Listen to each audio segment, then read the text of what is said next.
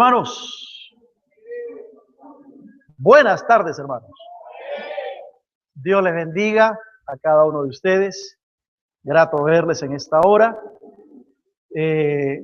Si hay un espacio al centro, corra hacia el centro, por favor. Ya el templo está otra vez lleno y siguen llegando hermanos. Aquí adelante, hermanos anfitriones, tenemos unas cuantas sillas para unos 6 hermanos. Aquí, bueno, este es el lugar del ensamble, pero también hay algunos lugares para que puedan acomodarse los hermanos que van llegando. El día de hoy seguimos con nuestra serie sobre los milagros de Jesús y hemos titulado para el día de hoy al sermón Muertos Vivientes, la resurrección de Lázaro. No quiere decir que vamos a ver la película Los Muertos Vivientes acá, nada de eso, sino que hablando con el pastor Pablo, pidiéndole que me ayude a pensar en el título del sermón, salió con este. Así que si no les gusta, arréglenselas con él, ¿ya? Pero a mí me pareció un buen título, porque expresa mucho de lo que vamos a decir en esta mañana, y al final te vas a dar cuenta si a lo mejor tú no eres un muerto viviente, a lo mejor no has experimentado todavía la vida eterna. Y vamos a enfocarnos en este séptimo milagro o séptima señal que Juan presenta en su evangelio, la resurrección de Lázaro. Ahí tienen ustedes una pintura del renacentismo, aproximadamente del siglo XIV de nuestra era, una pintura que se titula justamente La resurrección de Lázaro. El autor es un italiano, Giotto di Bondone, quien pintó este lienzo, algo que era muy típico de la época renacentista, pintar cuadros bíblicos, siempre con una enseñanza. Y hay algo muy interesante que yo quisiera que ustedes observen en esta pintura. Gracias a Dios tenemos bien los proyectores y ahora se aprecia bastante lo que estamos proyectando. Pero llama la atención algunas cosas. En primer lugar, llama la atención este Jesús, descrito por este pintor italiano. Es un Jesús un poco subido de peso, ¿no? No es el Jesús típico de las pinturas, no es el Jesús típico de las películas.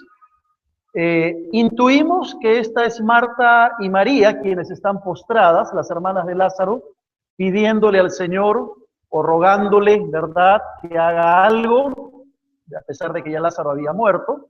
Obviamente este es Lázaro, que está con una cara de asustado y asombrado, entre asustado y asombrado, porque viene de estar 4 días en el sepulcro.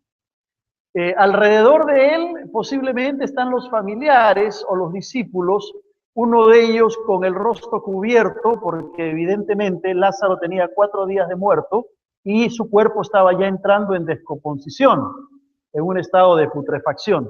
Llama poderosamente la atención este personaje que está aquí con los brazos extendidos, ustedes pueden verlo, que al parecer está con una expresión como diciendo, a mí no me culpen de nada. Yo no he hecho nada, no tengo que ver nada ni con el muerto ni con ahora con este que está vivo.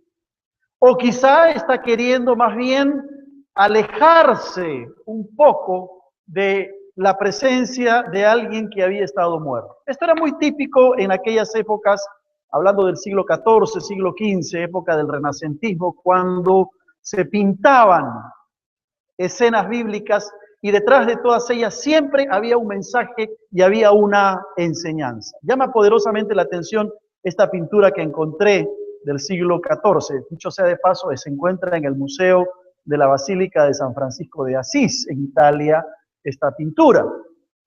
Y muchas pinturas se encuentran en exposición.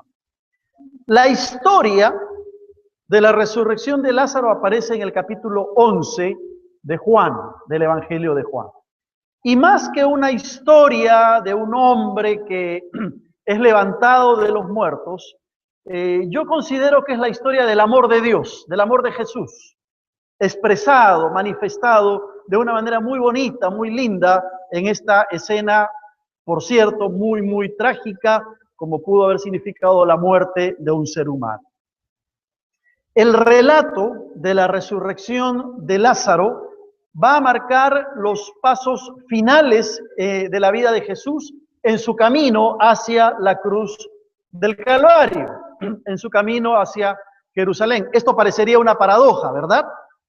Porque como el Señor trae vida a un hombre que estaba 4 días muerto y él en los siguientes días va a estar camino a la muerte en Jerusalén.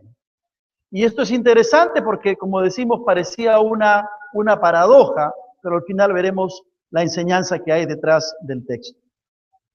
Decíamos la semana pasada, de paso, ¿cuántos de ustedes no pudieron estar el domingo pasado en los cultos de la mañana? A ver, levanten la mano, por favor, no les vamos a hacer nada, solo por una cuestión de curiosidad. ¿Cuántos no pudieron venir? Ok, porque una de las cosas que dijimos la semana pasada es que el interés que tiene Juan con su evangelio era probar que Jesús es Dios. Ese era el propósito de la epístola de Juan, del evangelio de Juan, perdón. Probar que Jesús es Dios. En aquella época, hacia fines del siglo I, había una comunidad que era llamada la comunidad juanina.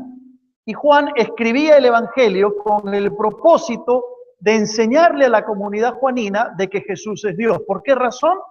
Porque había un pensamiento filosófico, el pensamiento gnóstico de aquella época, que entre las cosas que decía era que Jesús no era Dios. Se encargaban de negar la divinidad de Jesús. Entonces Juan, por medio de los milagros y por medio de estas 7 señales, como él le llama, quiere probar, quiere dejar claro que Jesús es Dios. Y el milagro de la resurrección de Lázaro apunta hacia la prueba de que Cristo es Dios. Ahora, una de las cosas que llama poderosamente la atención, a mí personalmente, es que el milagro de la resurrección de Lázaro no aparece en los evangelios sinópticos. No aparece ni en Mateo, ni en Marcos, ni en Lucas. Solo aparece en Juan. Y uno se pregunta, ¿no? ¿Cómo es posible que un milagro tan portentoso como es traer de la muerte a un hombre no aparezca en los otros evangelios? Y la respuesta es muy sencilla. La razón es que Juan sí está interesado en probar que Jesús era Dios. Los sinópticos tienen otro interés. Están más preocupados en hablar del reino y presentar a Jesús desde otra perspectiva distinta a Juan. Por esa razón es que Juan toma, entre otros milagros, el milagro de la resurrección de Lázaro para probar que Cristo era Dios. Ahora, ¿qué nos deja a nosotros como enseñanza el pasaje que vamos a leer a continuación? Juan capítulo 11, versículo 38 al 44. ¿Cuál es la enseñanza que encontramos con este milagro? ¿Dónde se enfoca el milagro de la resurrección de Lázaro? Leamos Juan capítulo 11, versículo 38 al 44. ¿Lo encontraron en sus Biblias? Muy bien, dice así la palabra del Señor. Versículo 38. Jesús, profundamente conmovido otra vez, vino al sepulcro. Era una cueva y tenía una piedra puesta encima. Dijo Jesús, quitad la piedra. Marta, la hermana del que había muerto, le dijo, Señor, hiede ya, porque es de 4 días. Jesús le dijo, ¿no te he dicho que si crees, verás la gloria de Dios? Entonces quitaron la piedra de donde había sido puesto el muerto. Y Jesús, alzando los ojos a lo alto, dijo, Padre, gracias te doy por haberme oído. Yo sabía que siempre me oyes, pero lo dije por causa de la multitud que está alrededor, para que crean que tú me has enviado. Y habiendo dicho esto, clamó a gran voz, Lázaro, ven fuera. Y el que había muerto salió atadas las manos y los pies con vendas, y el rostro envuelto en un sudario. Jesús les dijo, desatadle y dejadle ir. El Señor bendiga su palabra. Este es el relato propicio, exacto, de la resurrección de Lázaro. La historia comienza en el versículo 1 de Juan 11, no tenemos tiempo para leer todo el capítulo, y continúa hasta el capítulo 12, cuando los fariseos, luego que se enteran que Jesús resucitó a Lázaro, quieren volver a mandarlo de viaje a Lázaro otra vez a la muerte, enojados, y hacen todo un complot para matar a Lázaro y poder vengarse de lo que el Señor había hecho. Pero estos versículos nos muestran claramente el milagro de la resurrección de Lázaro. Ahora, la primera pregunta que quiero plantearles es, ¿quién era Lázaro? Y Lázaro era de Betania. No se nos dice mucho acerca de este hombre. No hay mucha información acerca de Lázaro en la Biblia. Pero una de las cosas que encontramos es que Lázaro era de Betania. Dice el versículo 1 del capítulo 11, estaba entonces enfermo uno llamado Lázaro de Betania. Ahora es interesante porque la palabra Betania significa casa del pobre. Y Lázaro y su familia probablemente no eran pobres. Lo más probable es que ellos eran de una familia acomodada, porque se nos va a decir en el versículo 38 que cuando lo trajeron a Lázaro lo pusieron en un sepulcro que era una cueva y tenía una piedra puesta encima. Y en la antigüedad, quienes tenían una especie de sepulcro privado era la gente de dinero. Así que lo más probable es que Lázaro y su familia hayan sido personas pudientes de muchos recursos económicos. Lo cierto es que era de Betania. Ahora, ¿dónde quedaba Betania? Para los que están familiarizados con el mapa de la Palestina, recordarán que Betania está al sureste de Jerusalén, pero está muy cerca de Jerusalén. Está a unos 3 kilómetros de la ciudad de Jerusalén. Por lo tanto, Jesús, que estaba en Jerusalén, que estaba allí, Lázaro estaba en Betania, estaban muy cerca. Había una distancia de aproximadamente 3 kilómetros entre uno y otro. Lo segundo que se nos dice de Lázaro es que tenía 2 hermanas, por lo menos. Una se llamaba Marta y la otra se llamaba María. Y lo tercero que encontramos, que llama la atención, es que se describe a Lázaro como el amado por Jesús. En el versículo 3 va a decir que enviaron pues las hermanas para decirle a Jesús, Señor, he aquí el que amas está enfermo. Es decir, la manera como se describe a Lázaro es como aquel que era amado por el Señor. Al parecer, el Señor Jesús y Lázaro habían tenido una relación muy cercana de amistad, y no solamente con Lázaro, porque el versículo 5 dice que el Señor amaba también a Marta, a su hermana y a Lázaro. Lo cierto es que el Señor Jesús tenía una relación muy cercana con esta familia y de manera específica se describe que el Señor amaba de una manera especial a Lázaro. Era muy cercano, sin duda, a la familia. Esto es importante entenderlo, entender que estaba cerca de Betania el Señor y entender que el Señor amaba de una manera muy especial a Lázaro y a su familia. Porque más adelante vamos a ver que el Señor se queda 2 días en Jerusalén antes de ir a ver a Lázaro cuando Lázaro estaba enfermo. Lo cierto es que es una de las primeras referencias que encontramos acerca del amor del Señor Jesús para con Lázaro y para con toda la humanidad. No hay más referencias bíblicas de Lázaro, salvo las que aparecen en el capítulo 12, versículo 9, cuando los fariseos quieren matar a Lázaro. Ahora, ¿cuál es el propósito de la muerte, de la enfermedad y la muerte y resurrección de Lázaro? Lo encontramos en el versículo 4. Dice allí que oyendo Jesús dijo, esta enfermedad no es para muerte, sino para la gloria de Dios, para que el Hijo de Dios sea glorificado. Claramente el versículo 4 señala el propósito de la enfermedad y de la muerte de Lázaro. Un propósito muy similar al que tenía el Señor con el ciego de nacimiento. ¿Se acuerdan el domingo pasado? Dice la Escritura que este hombre no había nacido ciego, no porque pecó él ni sus padres, sino para que la gloria de Dios se manifieste. Bueno, exactamente igual sucedía ahora con la muerte y resurrección de Lázaro. Era para que Dios y su gloria se manifestase y para que el Hijo de Dios sea glorificado. Había un propósito particular en esta situación. Esto nos recuerda, sin duda, que Dios siempre tiene un propósito con las cosas que nos suceden. Nada de las cosas que suceden en nuestra vida suceden por casualidad. Nada de las cosas que nos suceden porque el destino así lo hizo. Todo lo que nos sucede, bueno y aquello que no parece tan bueno, sucede porque detrás de todo hay un propósito que Dios tiene para nosotros. Puede ser una enfermedad, puede ser una crisis, puede ser una situación económica, pero las cosas que nos suceden porque Dios tiene un propósito detrás de ellas. A veces no vemos cuál es el propósito. A veces pueden pasar meses y hasta años para descubrir cuál es el propósito de esto que me está sucediendo hoy en mi vida. Pero siempre Dios está en control de todas las cosas.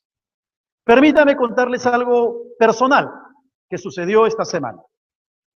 El día jueves o viernes, el jueves más precisamente, recibí una llamada telefónica, sí, fue el jueves, justamente el día que estaba terminando el sermón, y me llaman por teléfono de Pucallpa, una media hermana que yo tengo, y me dice, te llamo porque papá está en el hospital, lo han internado de emergencia, con fuertes dolores estomacales, y lo van a operar. Así que quiero que sepas que la situación está complicada. Bueno, gracias a Dios, mi papá salió de la operación, todavía está en cuidados intensivos, acabo de comunicarme con Pucallpa, todavía está en cuidados intensivos, pero posiblemente mañana lo pasen a piso y está en el proceso de recuperación. Yo he estado así como en estado de emergencia, ¿no? Porque estaba a punto de viajar a Pucallpa primero ayer, después dije voy a hoy día en la tarde, pero estoy esperando que recupere un poquito más para viajar, hacer un viaje rapidísimo de un par de días, posiblemente esta semana. ¿Por qué les cuento esto? ¿Por qué les cuento esto? Bueno, se los cuento, y es algo muy personal, pero lo voy a contar en la dimensión correcta, porque mi papá, cuando tenía 1 año de edad, se quedó huérfano.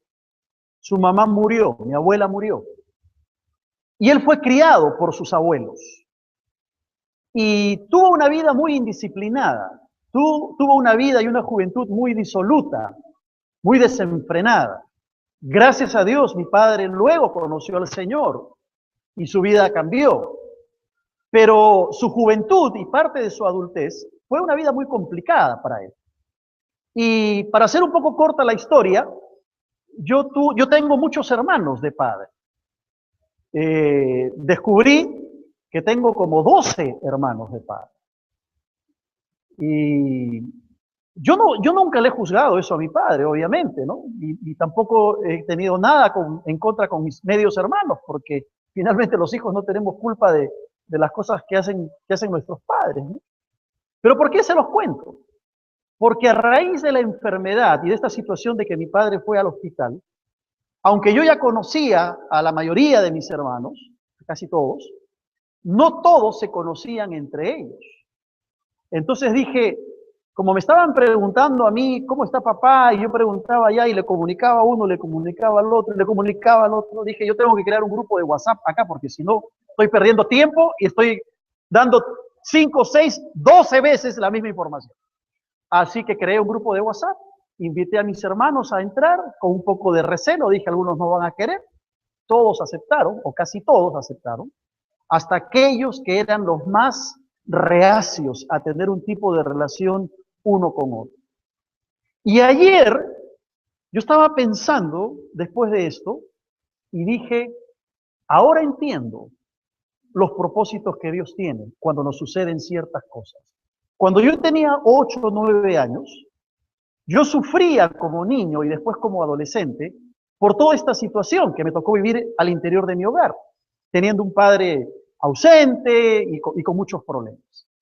Pero ayer dije, Señor, tú has tenido un propósito porque en ese grupo que se formó con mis medios hermanos y con mis hermanos de padre y madre, ¿verdad?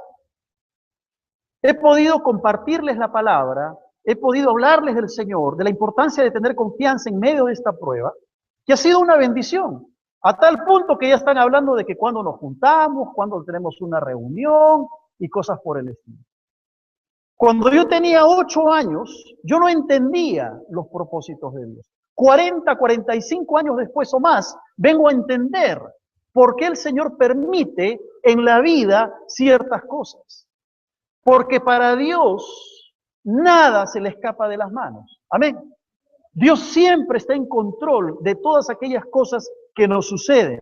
Aunque no veamos el propósito inmediatamente, en algún momento de la vida y de la experiencia vamos a darnos cuenta por qué Dios permitió algo en nuestra vida. Resulta interesante ver la reacción de Jesús cuando escucha que su amigo Lázaro está enfermo. El versículo 6 va a decir claramente: cuando oyó pues que estaba enfermo, se quedó 2 días más en el lugar donde estaba. Qué interesante. ¿Qué persona se queda en su casa 2 días más cuando sabe que su amigo está enfermo a punto de morir, cuando está tan cerca, a 3 kilómetros, y cuando tiene el poder para sanar y evitar que muera? Lo lógico hubiera sido que Jesús inmediatamente hubiese ido, ¿verdad? Estaba cerca de Betania, era su amigo, conocía a las hermanas de Lázaro, y él hubiera dicho: bueno, yo voy a ir ahora a impedir que muera Lázaro. Sin lugar a dudas, el Señor Jesús quería demostrar su amor por Lázaro, pero a la vez permitir que Marta y María pasasen por una prueba de fe para que ellas pudieran entender el verdadero sentido de lo que significa la muerte y la vida eterna, tal como la plantea el Señor. Jesús intencionalmente permite que Lázaro muera, porque quería darle una lección muy importante a las hermanas de Lázaro, a los discípulos que estaban con el Señor, a los fariseos que estaban curioseando a ver qué pasaba, y darnos una lección a nosotros 21 siglos después. Evidentemente. Por eso que él dice: esta es una enfermedad y una muerte para la gloria de Dios. Tenía un propósito particular.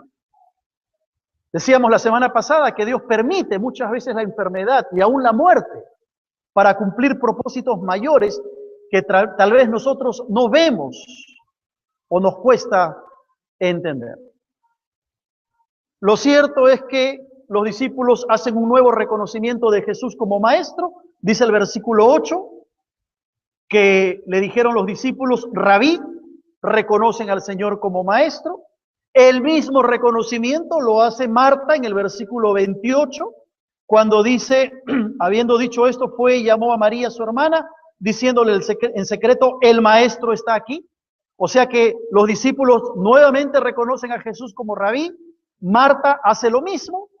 Sin embargo, como estábamos explicando la semana pasada, no es suficiente reconocer a Jesús como maestro. Un reconocimiento de Jesús como maestro no produce una fe auténtica, no produce una fe salvadora. Y eso es lo que pasaba con Marta. Cuando Jesús llega a Betania, descubre que Lázaro ya tenía 4 días de muerto. Mira el versículo 17. Vino pues Jesús y halló que yacía ya 4 días que Lázaro estaba en el sepulcro. Hay que entender que en aquella época los velorios, los entierros duraban mucho más tiempo. Así que no es nada anormal que Lázaro tuviese 4 días en el sepulcro y que alrededor del sepulcro estuviera la gente, estuvieran sus familiares. Ahora podemos imaginar el cuadro, imagínate la pintura que mostré yo al comienzo. Probablemente habría mucha gente alrededor del sepulcro. Estarían los familiares de Lázaro, además de Marta y María, llorando, sufriendo por la ausencia del hermano. Los que han perdido algún familiar en algún momento en la vida, un familiar cercano, saben lo triste y lo trágico que es experimentar la muerte de un ser querido. Probablemente estaban también allí gente que habría venido de diferentes lugares, los discípulos del Señor. Probablemente había mucha gente curioseando a ver qué iba a pasar ahora. ¿Cómo reaccionaría Jesús al ver que su amigo, tal vez su mejor amigo, había muerto? Entonces aparece Marta con un rol protagónico en la escena. ¿Quién era Marta? Bueno, tampoco se nos dice en la Biblia mucho acerca de esta mujer. No hay muchas referencias. Se nos dice que era una de las hermanas de Lázaro, ¿verdad? Evidentemente, una de las hermanas de Lázaro. Probablemente estaba sufriendo la muerte de su hermano, tenía mucho dolor, mucha angustia por lo que había pasado, y en medio de ese dolor, Marta aparece como una mujer que va a hacer una tremenda declaración que aparece en los versículos 21 y 22. Marta se acerca al Señor Jesús y le dice, Señor, si hubieses estado aquí, mi hermano no habría muerto. Mas también sé ahora que todo lo que pidas a Dios, Dios te lo dará. Qué interesante lo que le dice Marta al Señor. Primero está diciéndole, y no es una queja, está diciéndole, Señor, si tú hubieras estado aquí, mi hermano no habría muerto. No se está quejando con el Señor. Lo que ella está haciendo es reconociendo que el Señor tenía poder para sanar a Lázaro. En ningún momento ella está pensando que el Señor puede resucitar a Lázaro. Cuando ella dice, yo sé ahora que todo lo que pidas a Dios, Dios te lo dará. Ella no está pensando en que el Señor puede resucitar a Lázaro. Ella está pensando quizás, Señor, si tú le pides a Dios de que nos traiga medio del dolor, Él lo va a hacer. Si tú le pides a Dios que nos traiga tranquilidad por haber perdido a nuestro hermano, yo sé que eso lo va a hacer. Ese es el nivel de fe que hasta ahí está desarrollando Marta. Ella no está pensando que el Señor puede resucitar a Lázaro. ¿Por qué razón? Eso lo vemos en el contexto. Ahora, hay una evidencia de un tipo de fe en esta mujer, definitivamente.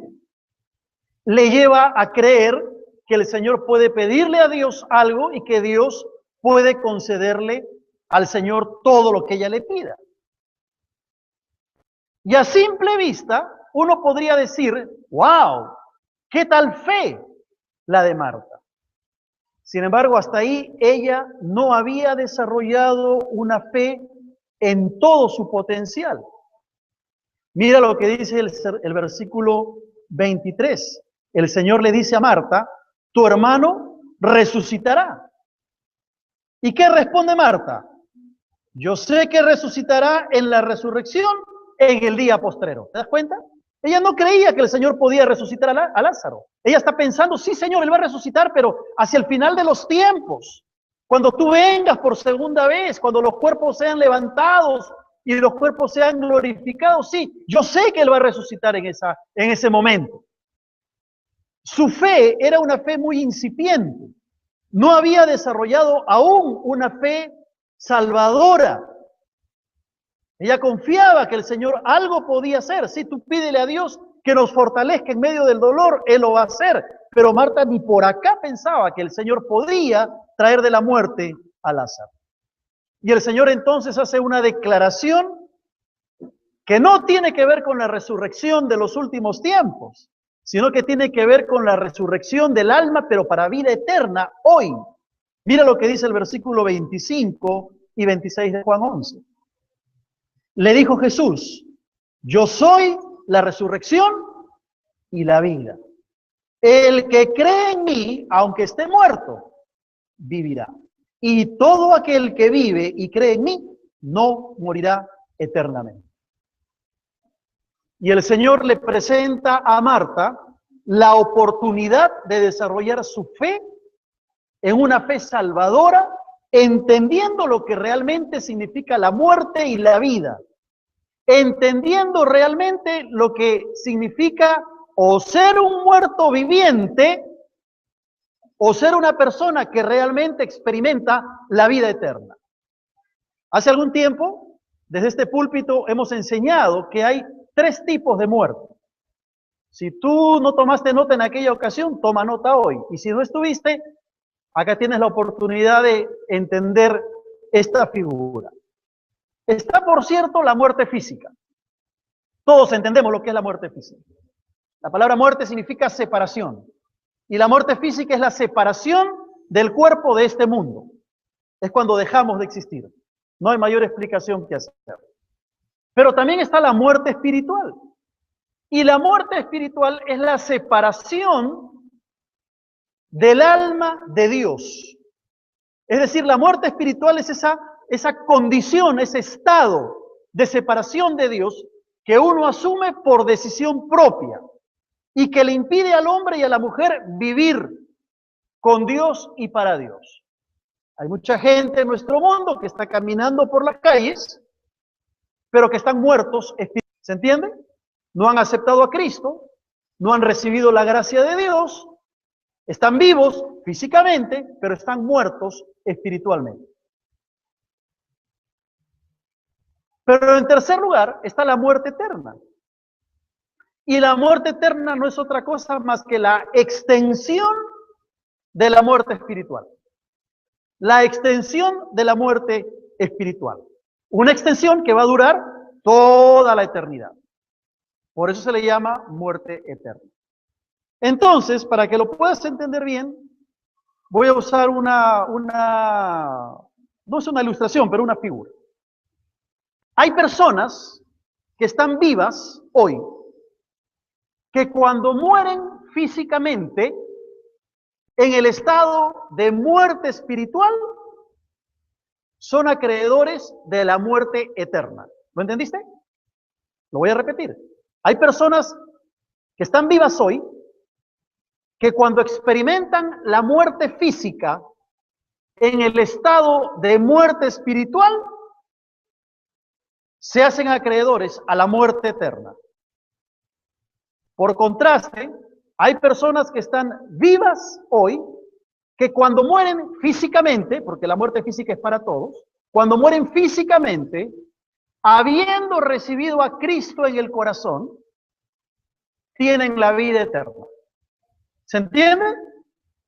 Por eso decimos, hay muertos vivientes. Hay personas que aparentemente tienen vida, pero espiritualmente están muertas. Entonces, lo que el Señor le está diciendo a Marta es, el que cree en mí, aunque esté muerto espiritualmente, vivirá. Y todo aquel que vive y cree en mí, no va a experimentar la muerte eterna. Eso es lo que el Señor le está diciendo a Marta en el contexto de la resurrección de Lázaro. Y recién entonces, cuando el Señor le pregunta al final del versículo 26, ¿crees esto? Recién entonces Marta muestra una fe que la puede salvar. Mira el versículo 27. Sí, Señor, dice Marta, yo he creído que tú eres el Cristo, el Hijo de Dios que has venido al mundo. ¿Y qué es lo que Marta logra reconocer en Jesús? Tres cosas. A Jesús como Señor, a Jesús como el Mesías y a Jesús como el Hijo de Dios. ¿Te das cuenta el cambio que se produce en Marta en el desarrollo de su fe? De mirar a Jesús como un sanador. Si hubieras estado aquí, mi hermano no habría muerto. De reconocer a Jesús como un maestro, de reconocer a Jesús como un sanador, ahora pasa a reconocer a Jesús como Señor, como Mesías y como Hijo de Dios. Eso es lo que Juan está queriendo mostrar. Por eso que la semana pasada en la sanidad del ciego de nacimiento vimos exactamente lo mismo. El mismo proceso en el desarrollo de la fe. Esta vez ya no es el ciego, ahora es Marta, quien está recibiendo la lección y la enseñanza de lo que significa tener una fe que la puede salvar. Por eso había un propósito en Jesús, en quedarse en Jerusalén y llegar que Lázaro había muerto. Esto nos lleva a una pregunta práctica a cada uno de nosotros. ¿Qué tipo de fe tengo hoy? ¿Qué tipo de fe estoy desarrollando en mi vida? ¿Estoy teniendo una fe en Jesús como maestro, como sanador? ¿O mi fe me lleva a reconocer a Jesús como el Señor, como el Mesías, como el Hijo de Dios? El Señor en el griego es una palabra fuerte, es la palabra kurios, que significa el que realmente tiene soberanía sobre todo. Y la palabra Mesías es la palabra ungido. El Cristo es el Mesías, el ungido, el Hijo de Dios. Noten ustedes que la enseñanza de Juan está en la misma dirección que la enseñanza que quería mostrar con la sanidad del ciego. ¿Cómo está tu fe? No basta reconocer y conformarnos con un Jesús maestro o con un Jesús sanador. Es imperativo reconocer a Jesús como el Señor, como el Mesías, como el Hijo de Dios. ¿Qué tipo de fe tienes? ¿Qué tipo de fe estás desarrollando en tu vida? Si tú crees que Jesús es el Señor, entonces la reacción natural e inmediata va a ser entregarle toda la vida. No entregarle ciertas partes de la vida, sino entregarle toda la vida. Porque el Señor es aquel que tiene control, dominio y soberanía sobre toda la vida, no sobre una parte de la vida. Entonces, cuando el Señor le pregunta a Marta, ¿crees esto? Le está haciendo una pregunta muy seria. Le está haciendo una pregunta de implicancias eternas. Y no se trata de un creer como conocimiento intelectual, como siempre lo hemos dicho. No es un reconocimiento académico de quién es Jesús. El creer siempre implica fe. Y la fe siempre te va a llevar a la obediencia. Si tú no obedeces es porque no tienes fe auténtica. Y si no tienes fe es porque no has creído en Jesucristo. Y no estamos hablando de creer como conocimiento intelectual. La Biblia dice, aún los demonios creen y tiemblan. Estamos hablando de creer, una creencia que te va a llevar a la fe salvadora, que te va a llevar a obedecer. ¿Qué tipo de fe tienes hoy? ¿Hasta dónde has desarrollado tu fe en Jesús?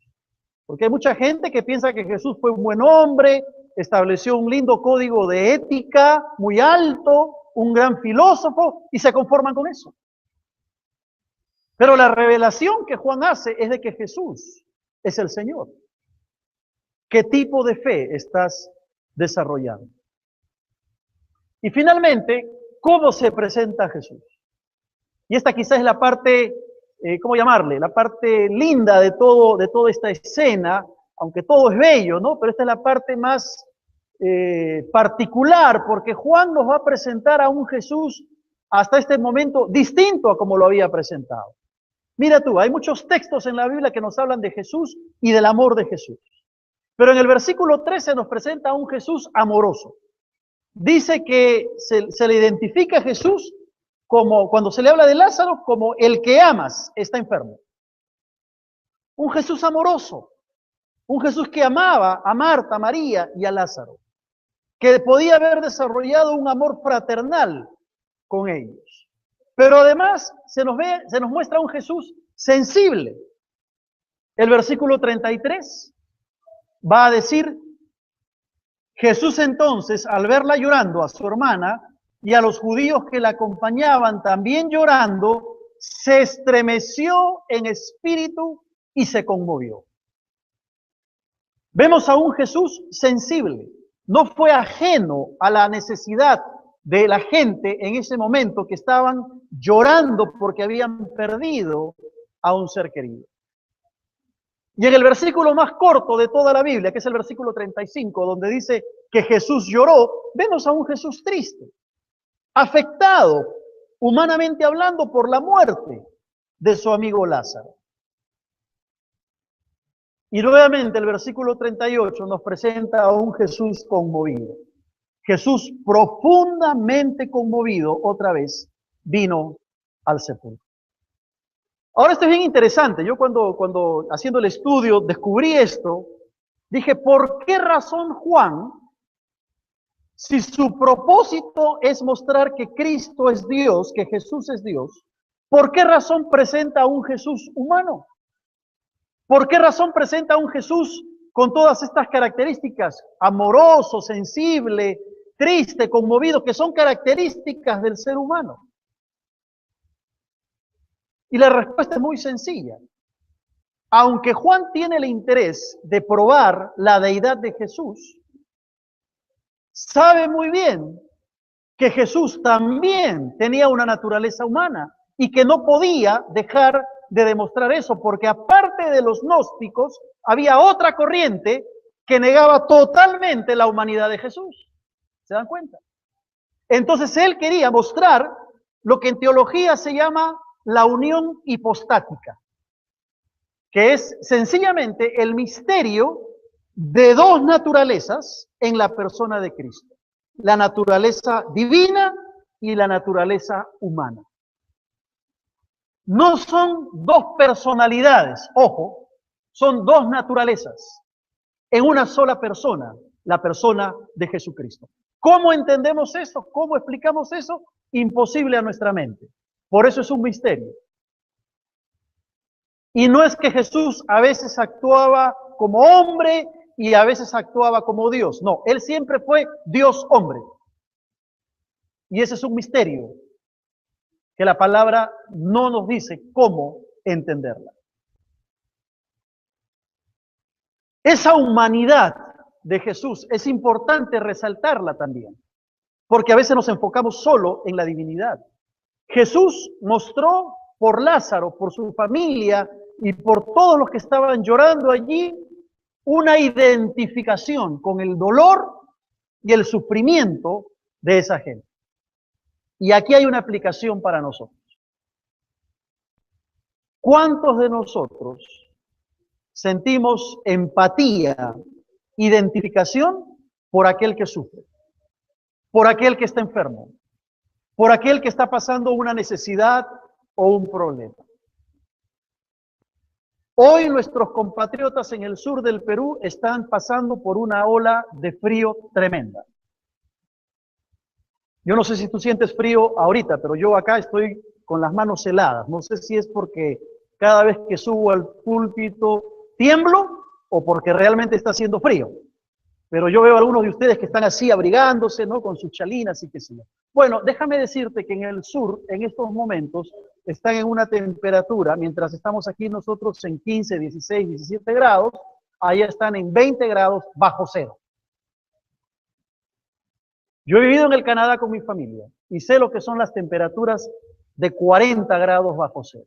Claro, allá todo tiene calefacción, ¿no? De la casa al auto, a las tiendas, todo tiene calefacción, pero caminar un minuto en 40 grados bajo cero, yo sé lo que es eso.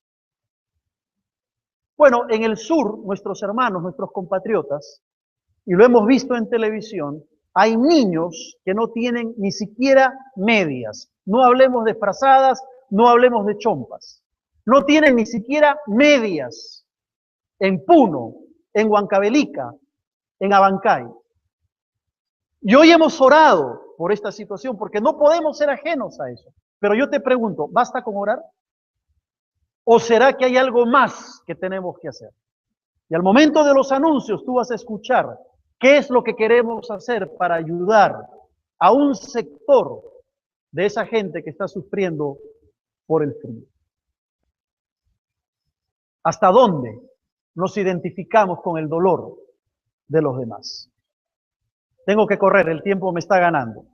En todo este acontecimiento, el milagro de la resurrección de Lázaro se produce. El Señor ordena quitar la piedra, eleva una oración al Padre, llama a Lázaro y el muerto sale vivo.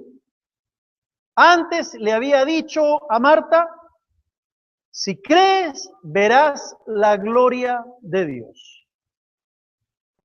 Y Jesús, de manera solidaria, manda quitar la piedra.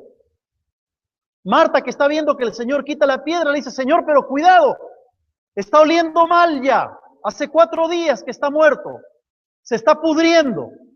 Y otra vez, el Señor exhorta a Marta y le dice: ¿no te he dicho que si crees, verás la gloria de Dios? Es la tercera vez en el capítulo que se habla de la manifestación de la gloria de Dios. Y por algo el Señor lo está señalando. Viene la orden del Señor Jesús: Lázaro, ven fuera.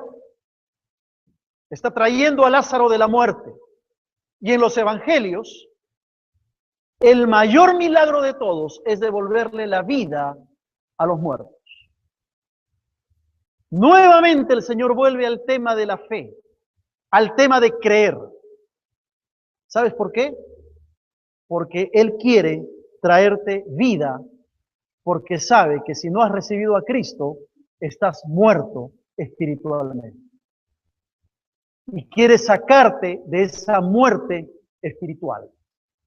Solo cuando creemos de corazón en Jesús y ponemos en práctica una fe que nos lleva a la obediencia, veremos la gloria de Dios. Y seremos capaces de poder decir que realmente tenemos vida eterna. Hay mucha gente que cree tener vida, pero están muertos. Y el poema del gran poeta colombiano Antonio Muñoz Feijó lo expresa sobre todo en su primera estrofa de una manera muy puntual. No son muertos los que en dulce calma la paz disfrutan de su tumba fría. Muertos son los que tienen muerta el alma, pero viven todavía. ¿Te das cuenta? Pudo expresar una verdad espiritual en un poema, donde los muertos no son realmente los que están muertos, sino los muertos son aquellos que tienen el espíritu y el alma muerta, pero viven todavía, caminan todavía. Están por estas calles. Yo te pregunto, ¿cuál es tu condición espiritual hoy? ¿Estás muerto? Pues hay una buena noticia. Así como el Señor resucitó a Lázaro y lo sacó, el Señor quiere darte vida y sacarte de la muerte espiritual en la cual tú te encuentras. ¿Quieres creer con todo tu corazón? ¿Quieres desarrollar una fe salvadora que te lleve a la obediencia? Hoy puede suceder eso. Y si tú conoces al Señor ya, pregúntate qué tipo de fe estás desarrollando en tu vida. Puede que hayas admitido prácticas o costumbres que no glorifican a Dios y que están evidenciándote que hay algo que no está bien en tu corazón. Que el Señor nos ayude a entender que Él ha venido para traer vida y vida en abundancia. Amén. Vamos a orar. Cerremos nuestros ojos para orar.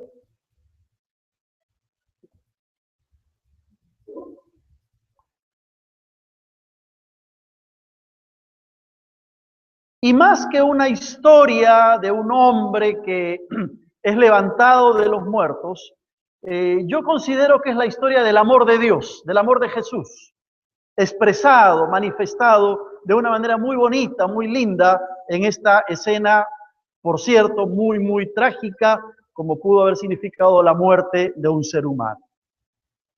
El relato de la resurrección de Lázaro va a marcar los pasos finales de la vida de Jesús en su camino hacia la cruz del Calvario, en su camino hacia Jerusalén. Esto parecería una paradoja, ¿verdad? Porque como el Señor trae vida a un hombre que estaba 4 días muerto y él en los siguientes días va a estar camino a la muerte en Jerusalén. Y esto es interesante porque, como decimos, parecía una paradoja, pero al final veremos la enseñanza que hay detrás del texto.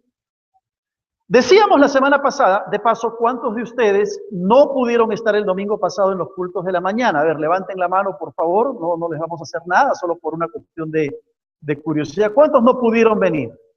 Ok, porque una de las cosas que dijimos la semana pasada es que el interés que tiene Juan con su evangelio era probar que Jesús es Dios. Ese era el propósito, porque viene de estar 4 días en el sepulcro. Alrededor de él posiblemente están los familiares o los discípulos, uno de ellos con el rostro cubierto, porque evidentemente Lázaro tenía 4 días de muerto y su cuerpo estaba ya entrando en descomposición, en un estado de putrefacción. Llama poderosamente la atención este personaje que está aquí con los brazos extendidos, ustedes pueden verlo, que al parecer está con una expresión como diciendo, a mí no me culpen de nada, yo no he hecho nada, no tengo que ver nada ni con el muerto ni con ahora con este que está vivo. O quizá está queriendo más bien alejarse un poco de la presencia de alguien que había estado muerto. Esto era muy típico en aquellas épocas, hablando del siglo XIV, siglo XV, época del renacentismo, cuando se pintaban escenas bíblicas y detrás de todas ellas siempre había un mensaje y había una enseñanza. Llama poderosamente la atención esta pintura que encontré del siglo XIV. Dicho sea de paso, se encuentra en el Museo de la Basílica de San Francisco de Asís, en Italia, esta pintura. Y muchas pinturas se encuentran en exposición. La historia de la resurrección de Lázaro aparece en el capítulo 11 de Juan, del Evangelio de Juan. De la epístola de Juan, del Evangelio de Juan, perdón. Probar que Jesús es Dios. En aquella época, hacia fines del siglo I, había una comunidad que era llamada la comunidad juanina. Y Juan escribía el Evangelio con el propósito de enseñarle a la comunidad juanina de que Jesús es Dios. ¿Por qué razón? Porque había un pensamiento filosófico, el pensamiento gnóstico de aquella época, que entre las cosas que decía era que Jesús no era Dios. Se encargaban de negar la divinidad de Jesús. Entonces Juan, por medio de los milagros y por medio de estas 7 señales, como él le llama, quiere probar, quiere dejar claro que Jesús es Dios. Y el milagro de la resurrección de Lázaro apunta hacia la prueba de que Cristo es Dios. Ahora, una de las cosas que llama poderosamente la atención, a mí personalmente, es que el milagro de la resurrección de Lázaro no aparece en los evangelios sinópticos. No aparece ni en Mateo, ni en Marcos, ni en Lucas. Solo aparece en Juan. Y uno se pregunta, ¿no? ¿Cómo es posible que un milagro tan portentoso como es traer de la muerte a un hombre no aparezca en los otros evangelios? Y la respuesta es muy sencilla. La razón es que Juan sí la resurrección de Lázaro. Ahí tienen ustedes una pintura del renacentismo, aproximadamente del siglo XIV de nuestra era, una pintura que se titula justamente La resurrección de Lázaro. El autor es un italiano, Giotto di Bondone, quien pintó este lienzo, algo que era muy típico de la época renacentista, pintar cuadros bíblicos, siempre con una enseñanza. Y hay algo muy interesante que yo quisiera que ustedes observen en esta pintura. Gracias a Dios tenemos bien los proyectores y ahora se aprecia bastante lo que estamos proyectando. Pero llama la atención algunas cosas. En primer lugar, llama la atención este Jesús, descrito por este pintor italiano. Es un Jesús un poco subido de peso, ¿no? No es el Jesús típico de las pinturas, no es el Jesús típico de las películas. Intuimos que esta es Marta y María, quienes están postradas, las hermanas de Lázaro, pidiéndole al Señor o rogándole, ¿verdad?, que haga algo, a pesar de que ya Lázaro había muerto. Obviamente este es Lázaro, que está con una cara de asustado y asombrado, entre asustado y asombrado. Hermanos, buenas tardes, hermanos. Dios les bendiga a cada uno de ustedes. Grato verles en esta hora. Si hay un espacio al centro, corra hacia el centro, por favor. Ya el templo está otra vez lleno y siguen llegando hermanos. Aquí adelante, hermanos anfitriones, tenemos unas cuantas sillas para unos 6 hermanos. Aquí, bueno, este es el lugar del ensamble, pero también hay algunos lugares para que puedan acomodarse los hermanos que van llegando. El día de hoy seguimos con nuestra serie sobre los milagros de Jesús y hemos titulado para el día de hoy al sermón Muertos Vivientes, la resurrección de Lázaro. No quiere decir que vamos a ver la película Los Muertos Vivientes acá, nada de eso, sino que hablando con el pastor Pablo, pidiéndole que me ayude a pensar en el título del sermón, salió con este. Así que si no les gusta, arréglenselas con él, ¿ya? Pero a mí me pareció un buen título, porque expresa mucho de lo que vamos a decir en esta mañana, y al final te vas a dar cuenta si a lo mejor tú no eres un muerto viviente, a lo mejor no has experimentado todavía la vida eterna. Y vamos a enfocarnos en este séptimo milagro o séptima señal que Juan presenta en su evangelio. La